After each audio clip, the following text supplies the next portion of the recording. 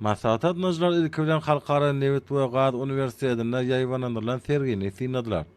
Sergide täze sanly çözgütler, interaktiv okuw serişdeleri, bilim ulgamyna niýetlenen program öpüşünçilikleri bilen bir hatarda bu ýokary okuw mekdebiniň mawlumlarynyň hemde talipleriniň berkara döwletiň täze ýamynyň galkyş döwrüne gazanan üstünliklerini beýan edýän diýwalyklar we milli gymmatlyklarymy görkezildi. Soňra sany innowasion tehnologiýalaryň geljegi we alim bilim ulgamyna ornaşdyrylyşy atly halkara ilmi amal maslahat öz işine başlady. Maslahata Türkmenistanyň we daşary ýurtlaryň, ýagny Hataýyň, Russiýa Federasiýasynyň, Ýaponiýanyň, Malaziýanyň, Germaniýanyň, Gazagystanyň, Italiýanyň, Birleşen Arap Emirlikleriniň, Indoneziýanyň, Pakistanyň, Awstriýanyň, Iranyň, Ruminiýanyň, Azerbaýjanyň, Belarusyň, Gruziýanyň, Täjikistanyň, Özbegistanyň, Ermenistanyň, Panamanyň, Ýordaniýanyň we Türkmenistanyň wekilleri gatnaşdy.